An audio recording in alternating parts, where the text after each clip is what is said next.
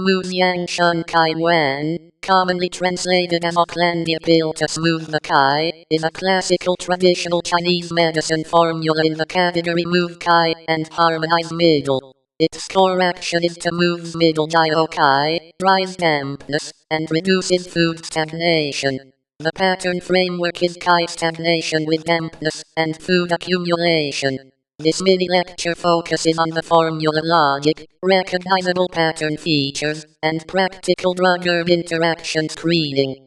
It is an educational overview, not an instruction to self-prescribe.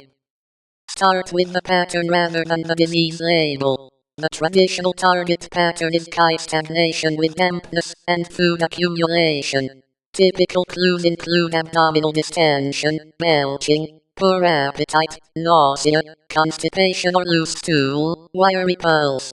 These findings are not all required, and the same biomedical diagnosis can present with different Chinese medicine patterns. Conversely, these traditional signs can arise from multiple biomedical conditions.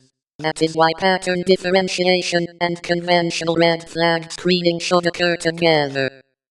Key herbs commonly associated with this formula include Mu Yang, Sha Ren, Xiang Fu, Bing Lang, Chen Pai, Hu Po, Kang Zhu, King Pai, Zhai Qi, Gan Kao. In classical formula analysis, some herbs address the principal mechanism, others support the chief action, and others harmonize or direct the prescription. The exact composition can vary by lineage, manufacturer, granule concentration, and modification. For interaction analysis, the actual ingredient label and dose are more important than relying only on the traditional formula name.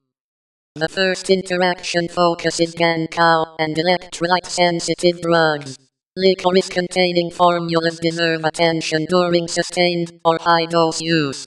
Glycyrrhizin can produce a mineralocorticoid-like effect in susceptible people with sodium retention, blood pressure elevation, and potassium loss. That can matter with loop or thiazide diuretics, digoxin, corticosteroids, antiarrhythmics, and existing hypertension. The risk is dose, duration, and patient dependent. In practice, ask what prescription drugs, over-the-counter products, supplements, alcohol, caffeine, and other herbal formulas the person uses. A multi-herb product can create several overlapping mechanisms at once, so medication reconciliation is a core safety step. The second interaction focuses pharmacokinetic uncertainty and medication review. For many multi-herb formulas, high-quality human interaction data are limited. Laboratory findings on cytochrome P450 enzymes or transporters do not always translate directly into a clinical effect. The correct response to uncertainty is not to assume zero interaction, it is to review the complete medication list, use reputable products, avoid unnecessary polypharmacy, and monitor clinical endpoints that matter. The quality of evidence for herb-drug interactions ranges from pharmacology and case reports to controlled human data, and that evidence is uneven. Therefore, distinguish a proven contraindication from a plausible additive effect, and use monitoring where the uncertainty is clinically meaningful.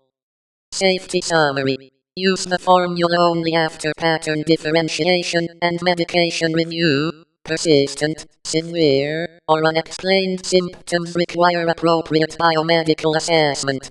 Also verify species identity, processing method, contamination testing, and manufacturer quality. Stop and seek appropriate care for severe or rapidly worsening symptoms, allergic reactions, fainting, chest pain, major bleeding, neurologic deficits, or other red flags. Pregnancy, breastfeeding, significant kidney or liver disease, and polypharmacy warrant a lower threshold for professional review. A useful clinical checklist has 5 steps. 1. Confirm the traditional pattern.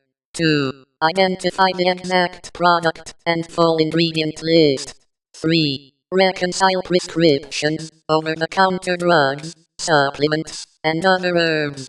4. Identify measurable endpoints, such as blood pressure, glucose, inner, electrolytes, symptoms, or bowel function when relevant. 5.